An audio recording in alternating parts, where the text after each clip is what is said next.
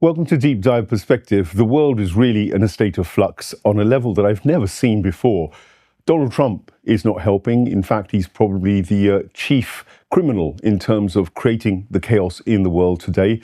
1 minute we've got blockades, the next minute we've got ceasefires, then suddenly we're going to end the war, and then suddenly we're back to war. What is going on? It's hard to keep up. I don't follow the tweets anymore. I simply look at the only sensible actor within this conflict, and that's the Islamic Republic of Iran, because at least they give you a consistent line and they have some values and there are some points. There are 10 points that they've asked the US to deliver. And if the Americans can't deliver on those 10 points, Iran is adamant that it will continue in its own trajectory, which is one of peace primarily, but also one of sovereignty. So with me in the studio today is Ehsan Safar Najad, no stranger to DDP, and someone who resides around Isfahan, where some really serious action has taken place. There was, of course, the US attempt to land in Isfahan for an operation which is still quite vague, but there are lots of issues around that we may raise. There was also the business of bombing Isfahan. It's been a major target for the Americans during their assault on Iran, their illegal assault in Iran, no less. So, Ehsan, welcome to the show. So much to unpack that I've outlined already. Where does one start? I mean, your channel, the Political Aficionado, is another source of independent thinking and following. So, those of you who are tuning in, please do link into Ehsan, and also don't forget to like, share, and subscribe to this channel. Like right at the beginning of the show, because that helps us to defeat the algorithms which want to censor DGP, because they don't obviously like a lot of the truths and the truth narrative and the truth tellers that we host on this show. Ehsan, welcome to the show. Thanks for inviting me to your show. One minor correction. I'm not living in Isfahan. I'm living in a city of Shiraz. Oh, okay. I do apologize. A big mistake, isn't it? So I apologize. But both beautiful cities, both cities which Donald Trump and the Zionists seem hell-bent on damaging and destroying. And all that heritage is another thing that we have to think about. The beauty of that heritage that Iran has in both those cities is something which is another part of the devastation which they're causing. But let's focus on the human angle and the global angle first. You know, Donald Trump is a law unto himself, but he's not alone. It's not about Donald Trump often, I think. Is it not the case that we have a psychopathic system, a systemic desire for forever wars, which emanates from Tel Aviv and Washington and perhaps London as well? These are the three centers that I can focus on. And what's your update on the war so far? Because we've not spoken to you during this time. So let's start with the actual the war itself and how you think it went. So actually, just one thing that you mentioned, it's the whole psychopathic system. I couldn't agree more.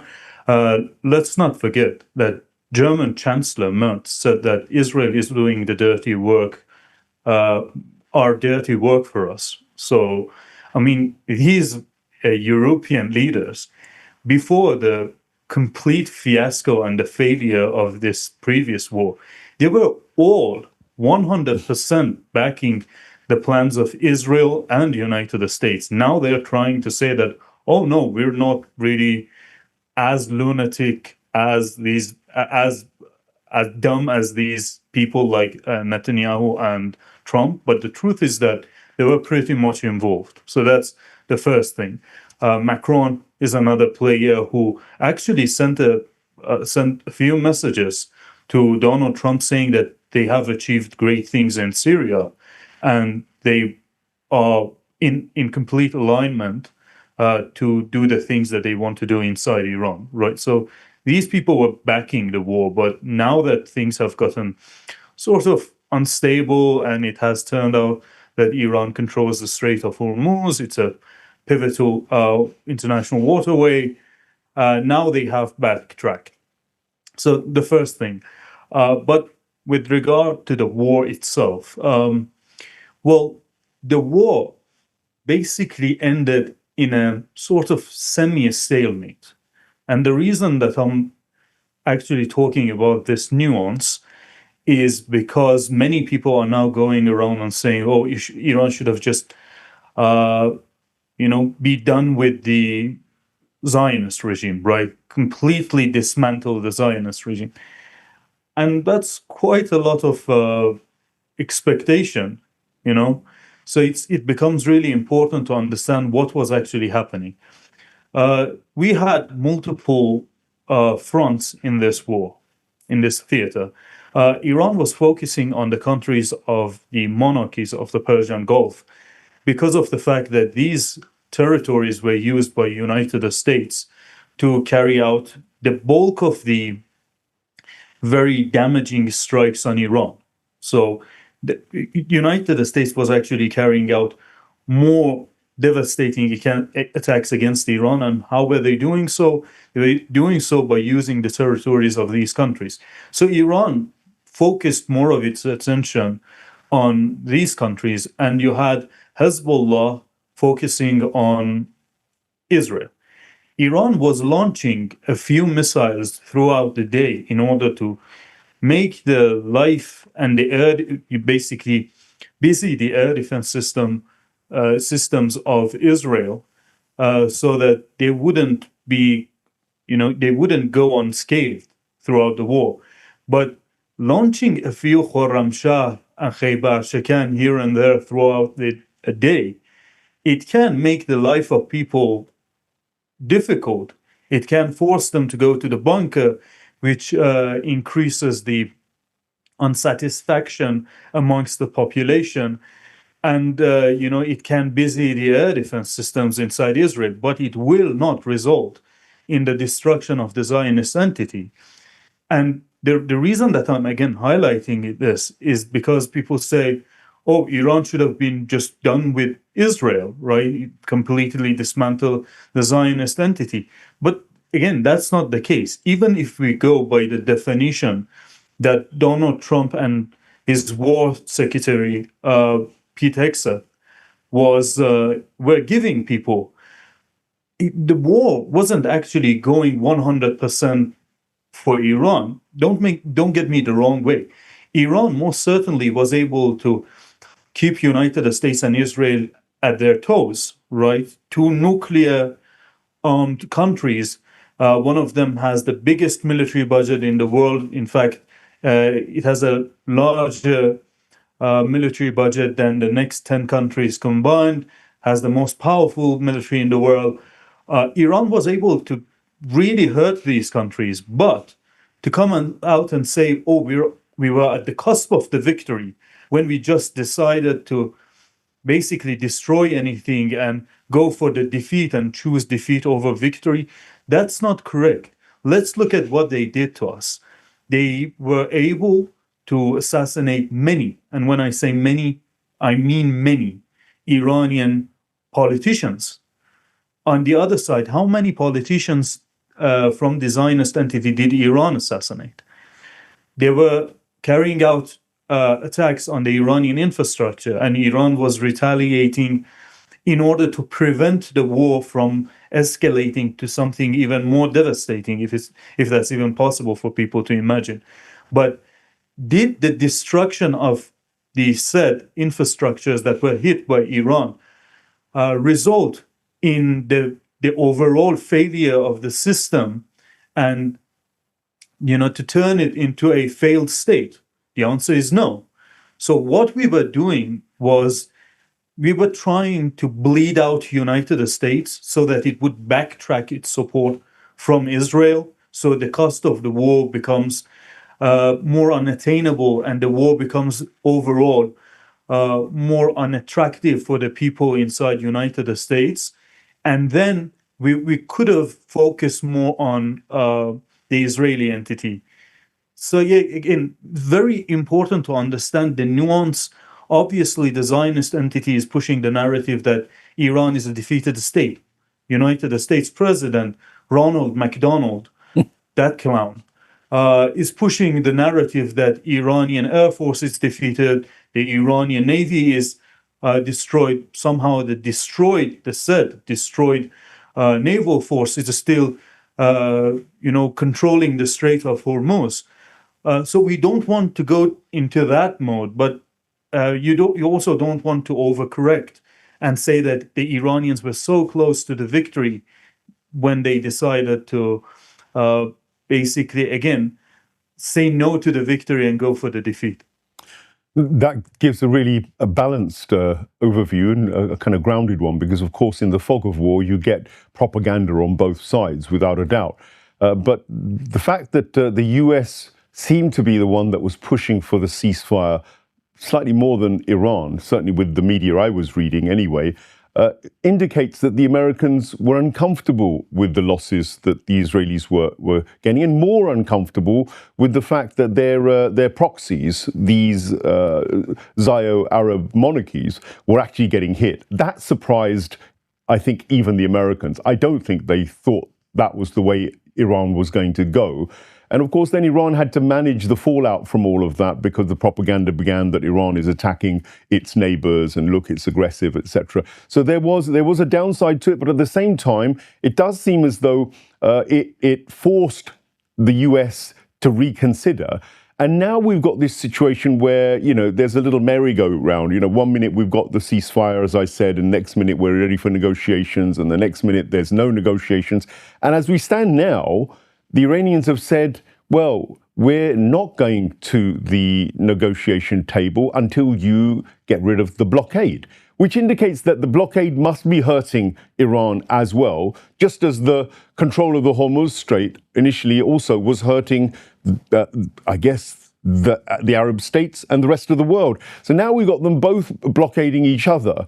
The net result is that the world is going to be affected. The economy is definitely going to be hit. But at the same time, it seems as though Iran is also affected. What's your take on this ceasefire and negotiation business that's going on now? Well, you sent me a video of, 1,000 years from now, people will study the ancient MAGA war strategy, books and whatnot, and they will see, all the great strategies being adopted by Donald Duck. So yeah, that's it. Just one of the things that how I see the current situation is that United States is playing into Iran's hand. Look, it's very obvious that Iran doesn't want a full-on, head-on-head, all-out war with United States. Iran doesn't want that. What is the Iranian strategy? The Iranian strategy is to make this as prolonged and as nasty as possible. This is the Iranian strategy. We want a war of attrition. We don't want a blitzkrieg. We don't want a high-intensity war. We want a war of attrition. And United States is blocking the Strait of Hormuz. I mean, it's actually blocking the northern parts of the Indian Ocean. But same thing, right? So United States is doing what Iran is doing. Well, I don't really see how that's really so devastating to Iran. Yes, preventing the freedom of navigation for the Iranian vessels actually hurts Iran. Yes, but not to the extent that these individuals think. And this is not some brilliant strategy. This is something that U.S. president is just pushing, he's basically, as the saying goes, he's winging it, right? He doesn't have some big grand strategy in order to bleed out Iran. Let's see how effective this is, because again, the demons are in the details. Iran, because of the increase in the price of oil, has actually increased its oil revenue.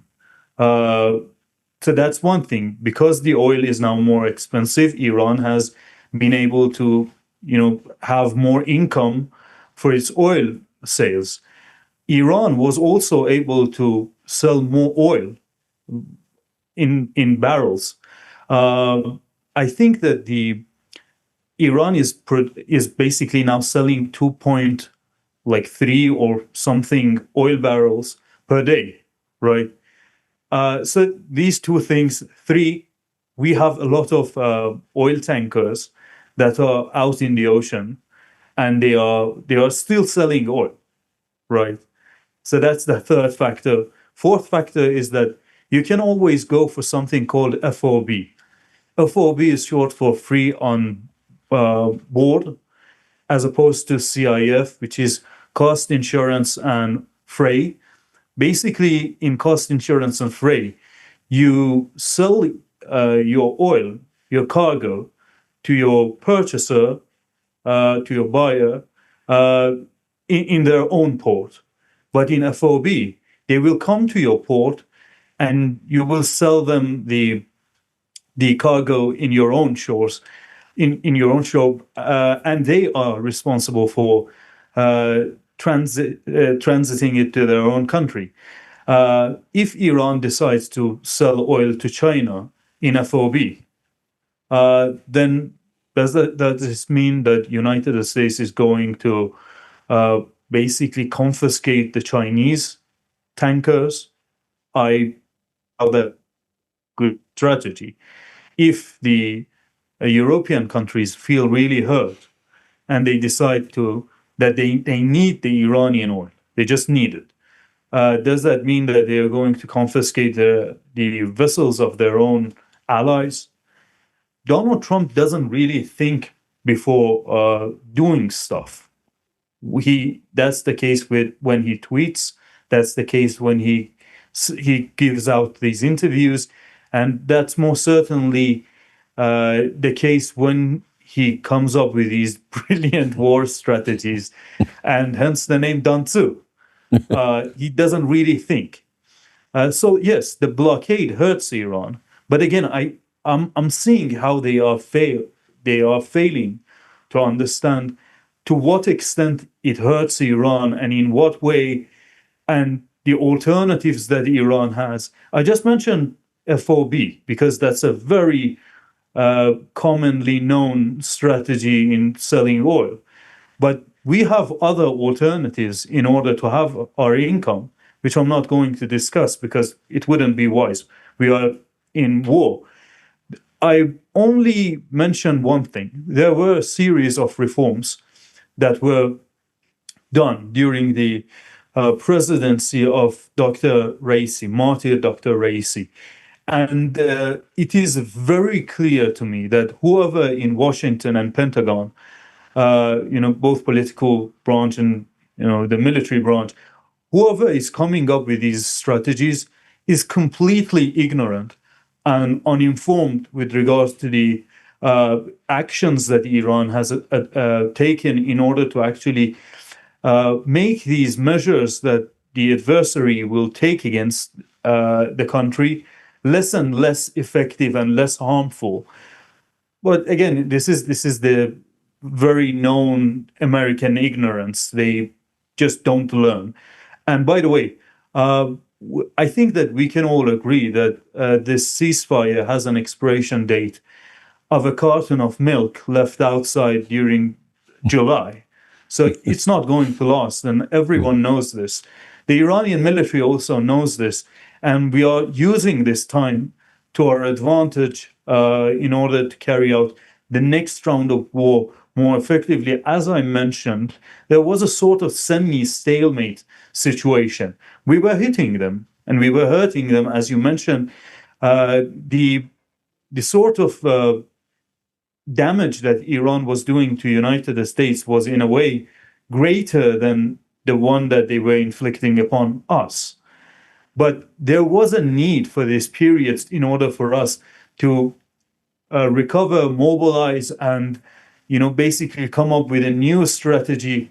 We could go on with that strategy, but the efficacy of it wouldn't be up to our standards. So that's why you see the ceasefire. Just a bunch of things I think is necessary for people to understand that everyone knows that this ceasefire won't last.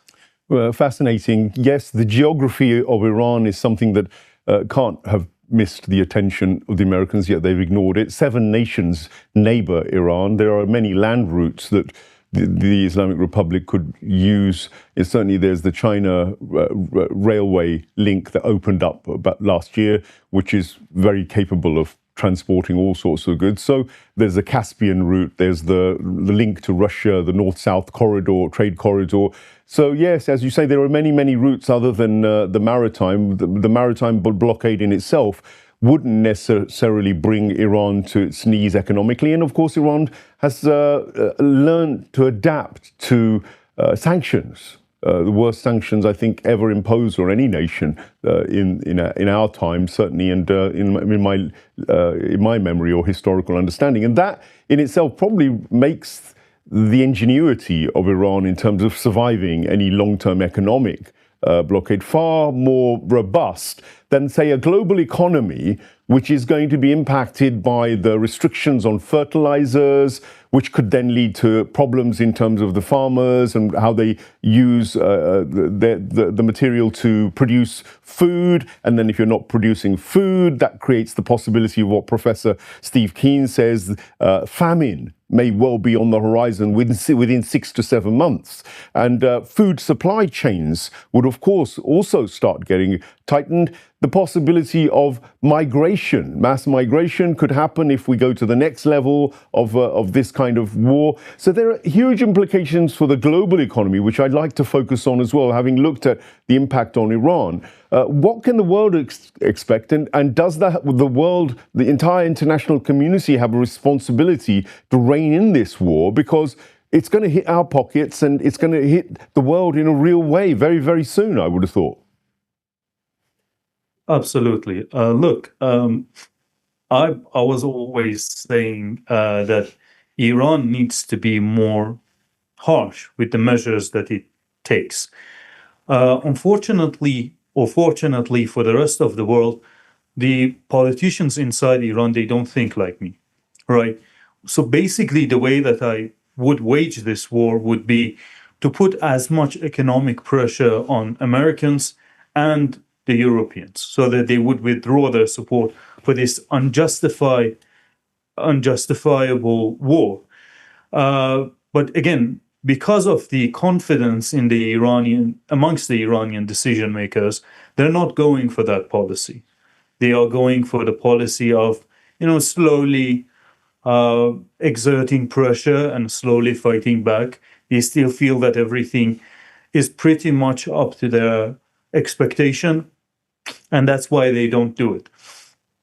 I'm not going to go into the details of what I exactly meant, because that's in a way vague. But yeah, rest assured that Iran can even exercise more pressure on its adversaries. But to go back to the crux of your question, 9 very strategic commodities move through the Strait of Hormuz. Urea and ammonia, which are these basic components for the fertilizers, as you mentioned, move past through the Strait of Hormuz.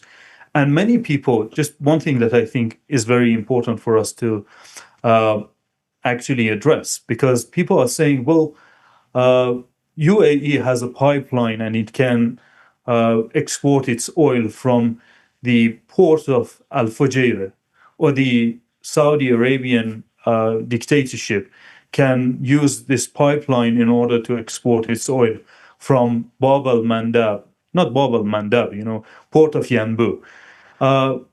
Just moving past the obvious option of destroying those pipelines, which is very on the nose, there are commodities that can't be transferred through pipeline.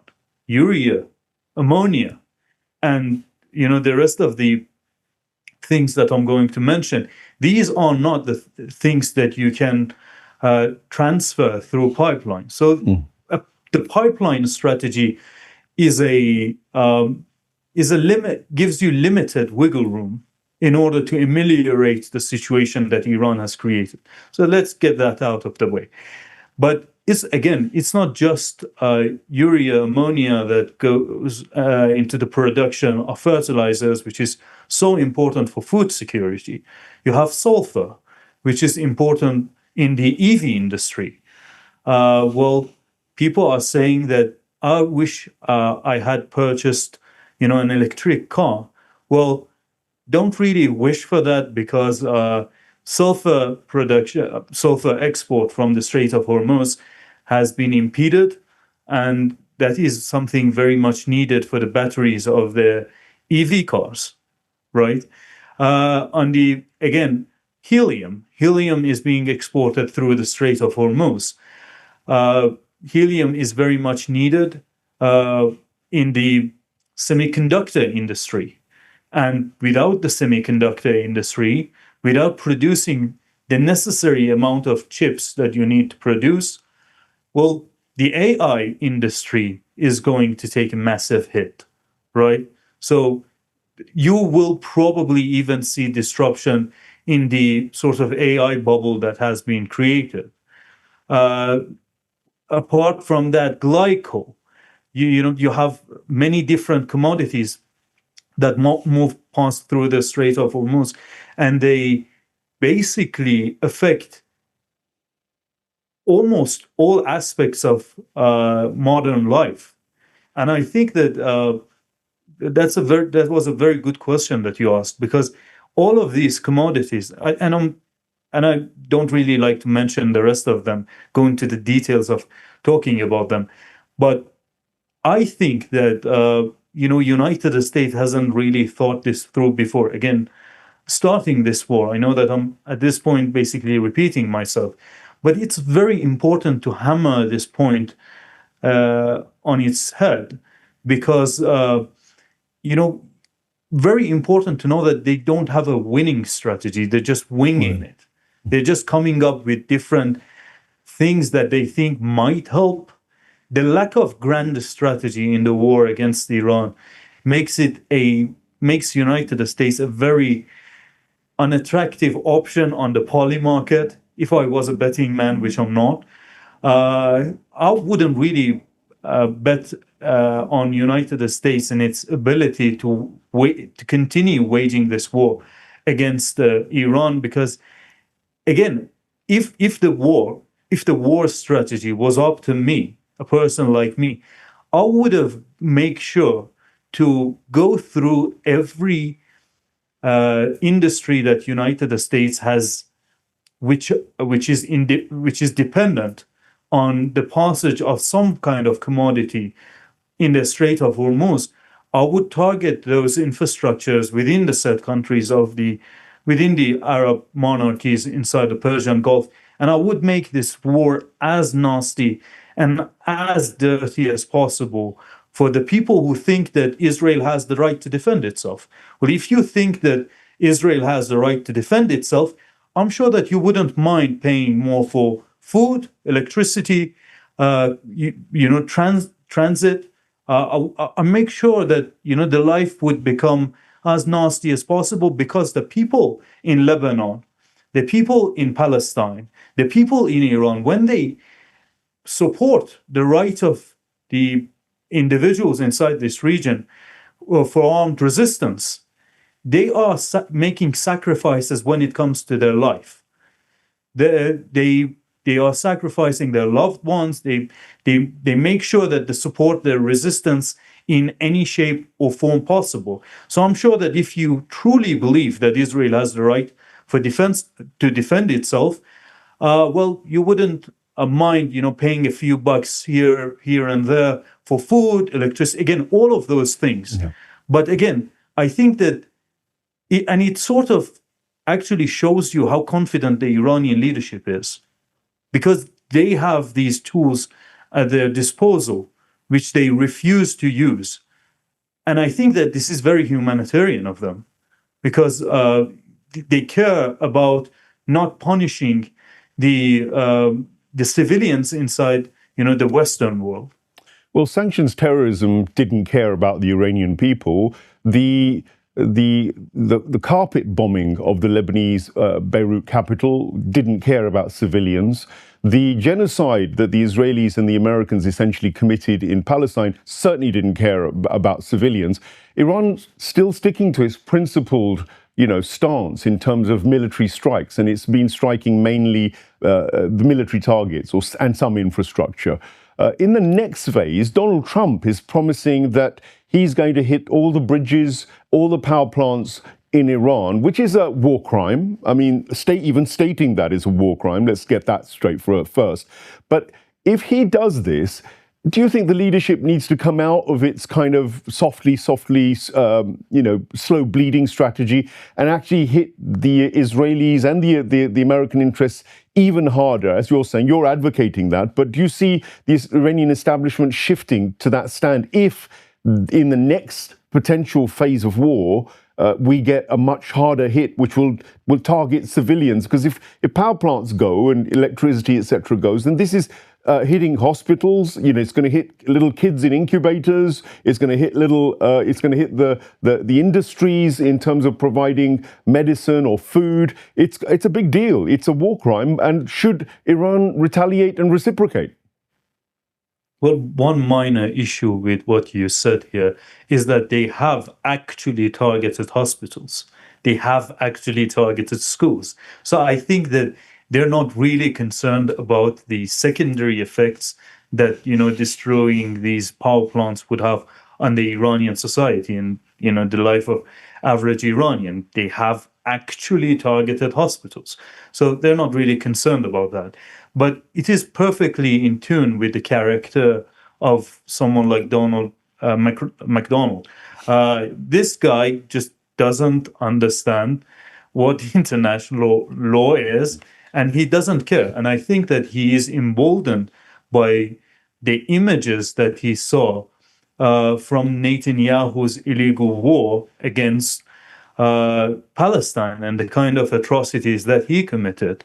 In his mind, if Netanyahu can get away with, doing everything that he did, there is no way that he wouldn't be able to also get away with them. Let's remember, the United States has this law that it passed. It's called the Hague Invasion Act. Colloquially speaking, it is referred to as the Hague Invasion Act. It's actually called, I think, Protection of American Service Member Act or something like that, which means that if Hague, ICC, is to investigate the war crimes of US military, then the US president will wage a war against ICC, against Hague. So they're not really concerned about that. And obviously they sanctioned the judges who had the audacity to issue the arrest warrant of Benjamin Netanyahu. But going back to, your actual question, targeting these infrastructures and the way that Iran would respond. Well, this is, what you mentioned, taking gloves off, was the strategy that actually got us this ceasefire. Let's remember, I think it was 8 o'clock, 7 o'clock, Tehran times, that Iran issued, the IRGC to be more specific, IRGC issued this proclamation that we, basically, enough being a nice guy, we are going to deprive the world of the energy of this region for years to come if you decide to carry out attacks against the Iranian infrastructures. And a few hours after that, you had the US side, announcing the ceasefire, right? So that was a big part of what got us the ceasefire to begin with. Yes, Iran will do that. And I think that, the problem that we have with Iran is that it is going for a tit-for-tat policy, an eye for an eye. But I think that this is not working on Israel. This is not working on Washington. And, there are more serious measures that are needed to be taken in order to basically push these individuals from pursuing the stupid policies that they are pursuing.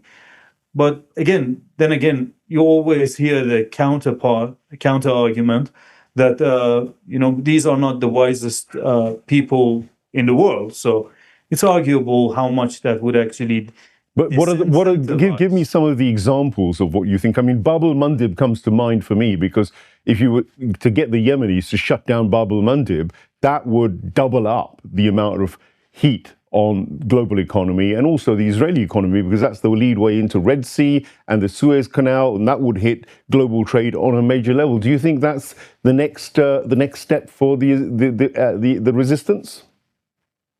Yes, I mean the Yemenis have talked about it. The proclamations are out there. But apart from Bab el-Mandeb is just one thing that Iran can do. Hezbollah has a very large arsenal of anti-cruise ships. Well, maybe the next, after Bab el-Mandeb, it will be time to have certain restrictions in the Mediterranean Sea. Maybe after that, it is time to spread the war from West Asia to North Africa. And this is something that Iran is very much capable of doing. Maybe it would then be time to address the problem in Sudan with RSF and, the UAE's support for the said group that were carrying out actual genocide in Darfur. They killed so many people that you could visibly see the blood on the street through the satellite imagery. The truth is that Iran holds a full deck of cards that it has not decided to play. When I say that short of using nuclear weapon on Iran, it boggles my mind how, without any option, United States and Israel are against Iran. They want to carry out an amphibious assault attack against Iran. Well, two can play that game. And there are ways in which Iran is not really interested to do so. Let me make this clear from the get-go. Iran is not really keen on toppling governments in different countries. We strongly believe inside Iran that if a group of people are not happy with their regime, they are the ones that need to oust that regime. And that is partially the reason why Iran has decided not to really address the situation in Bahrain or in Azerbaijan. As much propaganda as you hear out there about Bahrain and Azerbaijan, I can assure you that there have been serious roadblocks set in place by the Iranian decision makers to make sure that those two countries wouldn't feel actual pressure, right?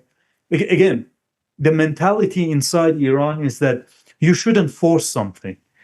But question becomes because I'm sure that you have already seen the number of arrests that have taken place in Bahrain, in UAE, Qatar, and these different monarchies.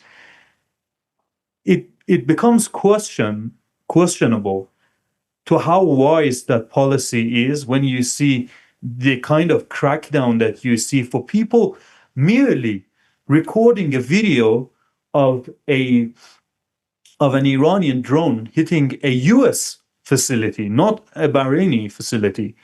And then people go into the prison, and obviously I'm sure that you have seen the picture of the Bahraini martyr who was killed during a torture session.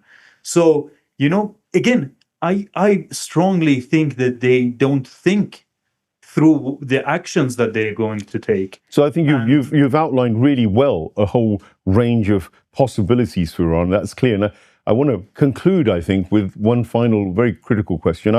The 10 points that Iran has put forward for these, supposed negotiations, which may or may not take place, depending on whether this blockade is lifted, are worth looking at. I mean, top of the list is the uranium enrichment. The Americans are adamant about that. And of course, the opening of the Hormuz Strait is another issue, or the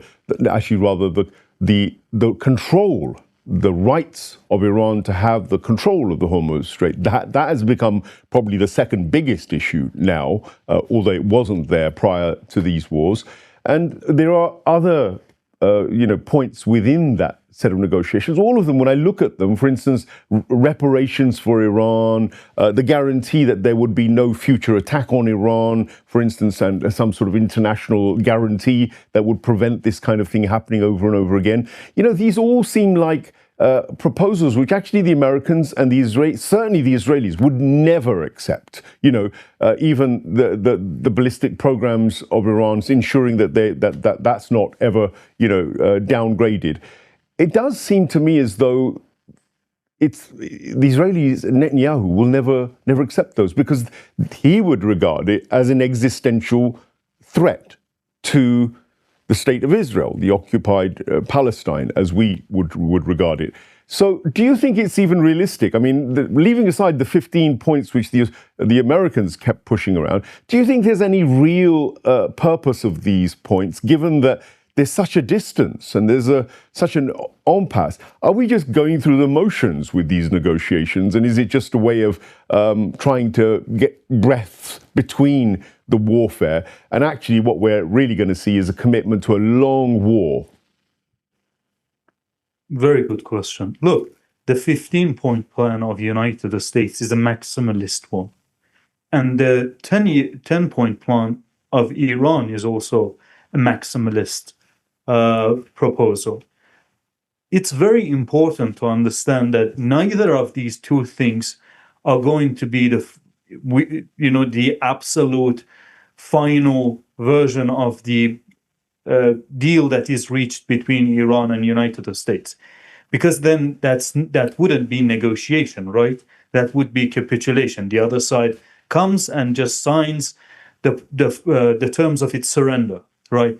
So when it comes to the 10-point plan of Iran, to my dismay, unfortunately, is actually very serious about the negotiation. And I know that some people say that the Iranian political decision makers are naive. No, let me be clear. At the same time that they have absolutely zero confidence in the American side and the Israeli side to commit to the ceasefire, at the same time that they're not optimistic about that, you have two different branches of the government. You have the military, their job is to defend the country on the battlefield, and you have the diplomats who have a completely different task to pursue, right? So this is not an energy that is being wasted on fighting. A diplomat wouldn't take up arms and fight United States and Israel. So they are pursuing that option, what they need to do, to the best of their ability, right? Again, very important. There is no naive optimism about reaching a deal. But having said that Iran isn't naive and isn't really hopeful when it comes to reaching a deal, Iran is serious in negotiation, which means that you will see Iran being willing to make compromise on one or two of these the points that have been mentioned in the 10-point plan. But the problem is, as you mentioned, the other side is sticking to its maximalist approach to negotiation. And they don't understand that certain propositions that they put forth are completely crazy and unacceptable from the Iranian side. They wanted a share of the toll system that Iran is going to establish over the Strait of Hormuz. We established this toll system because of you, and you want a portion of it. This is actual piracy.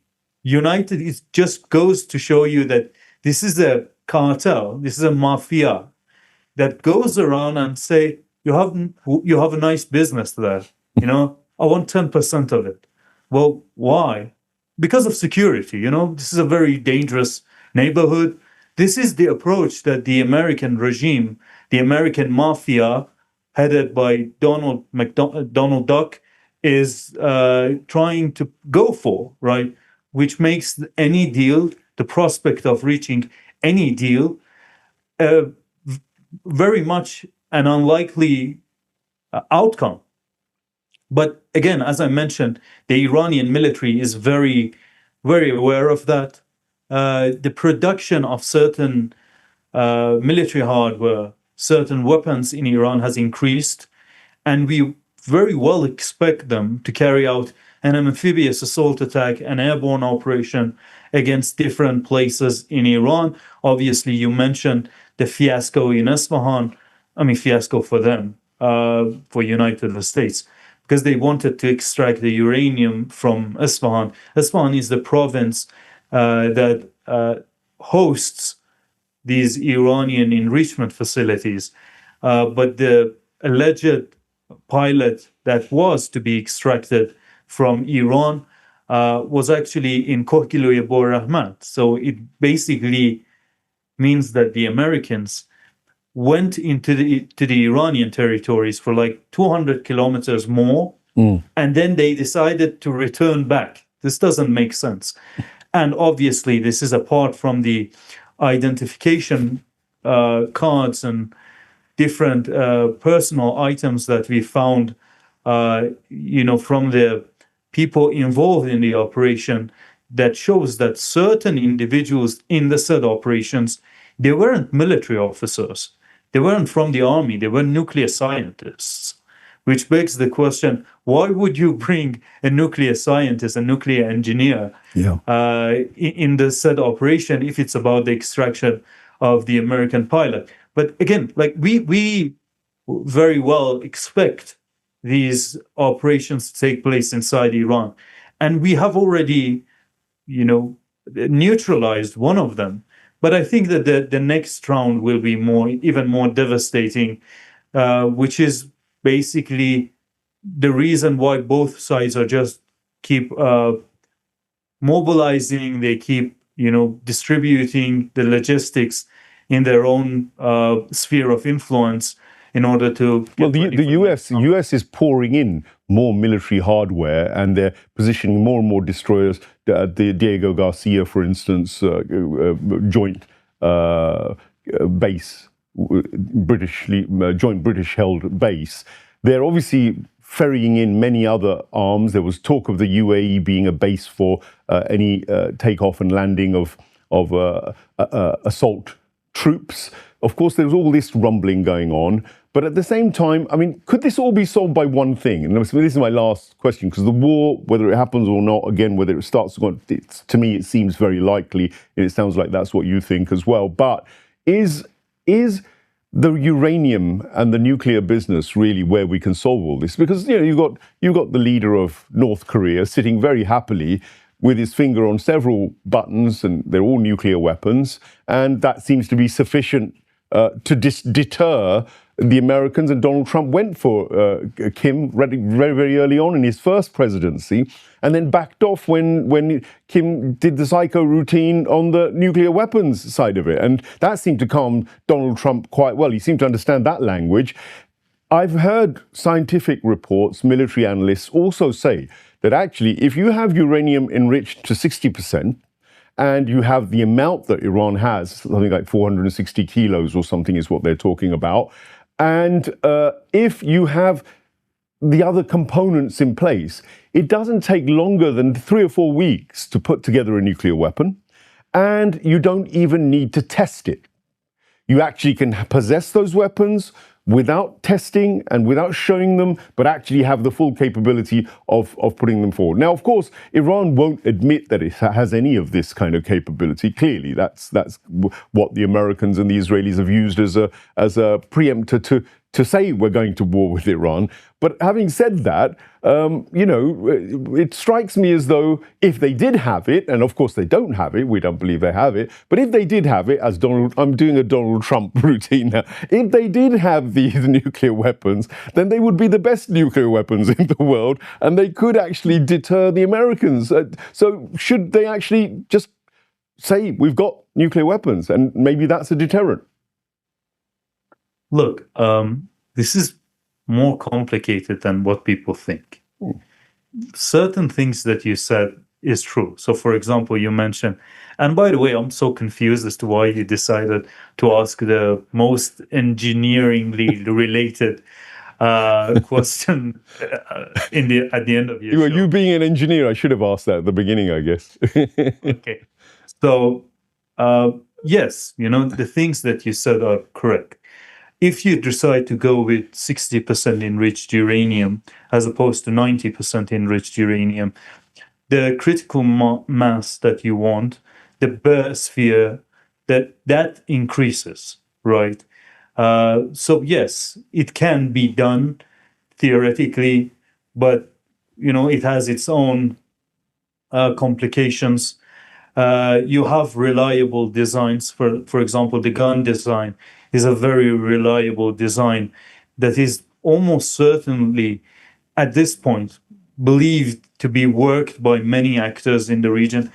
But it's not about that, because again, it's much more complicated than what you hear from the four-star armchair general of 86th keyboard warrior regiment trying to pursue, trying to convince people.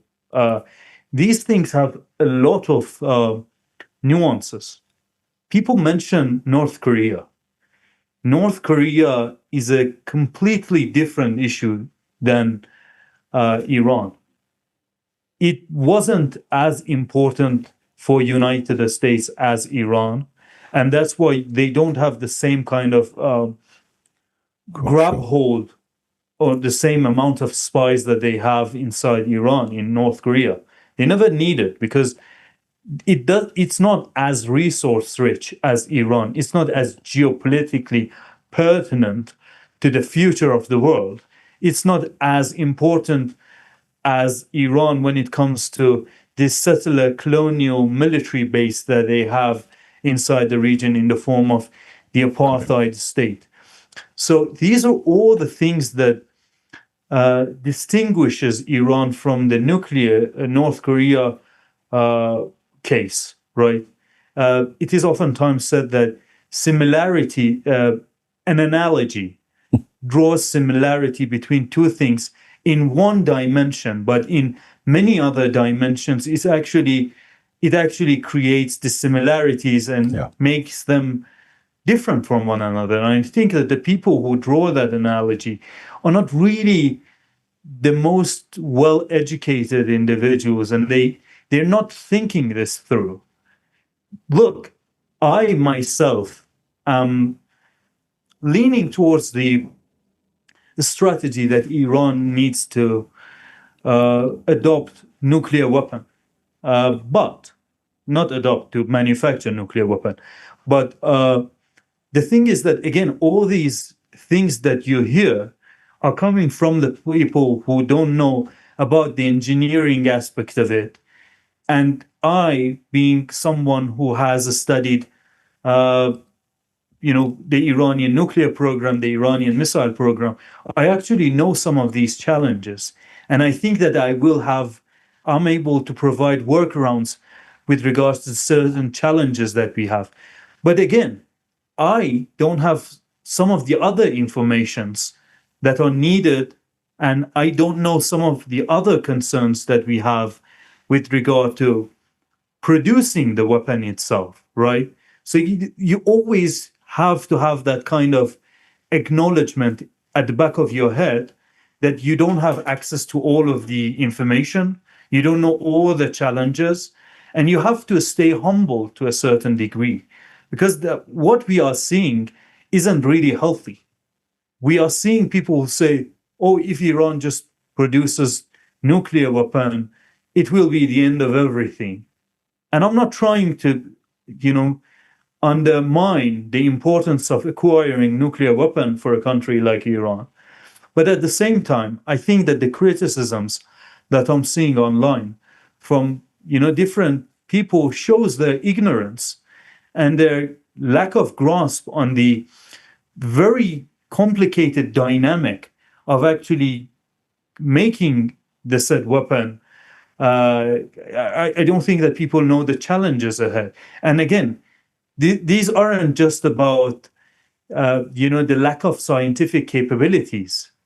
It's it is when it comes to certain war plannings that need to be basically war strategies that need to be in place in case something goes wrong. And again, I hate myself for speaking this vaguely, because it almost sounds as if I'm trying to act as a gatekeeper for who has the authority to discuss these things. But I can guarantee you that there are certain challenges more with regards to, again, war strategy than Right.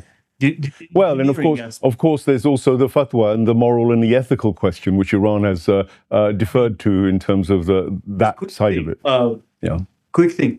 You don't really, there isn't that kind of concern when it comes to low-yield nuclear weapon, because it's just small enough to take out a military base that would require you to use, for example, like 200 missiles to destroy. You can just destroy with a single low-yield nuclear weapon that is designed in a specific way to use all of its fission material, right? So yes, you're right, but again, it's more complicated.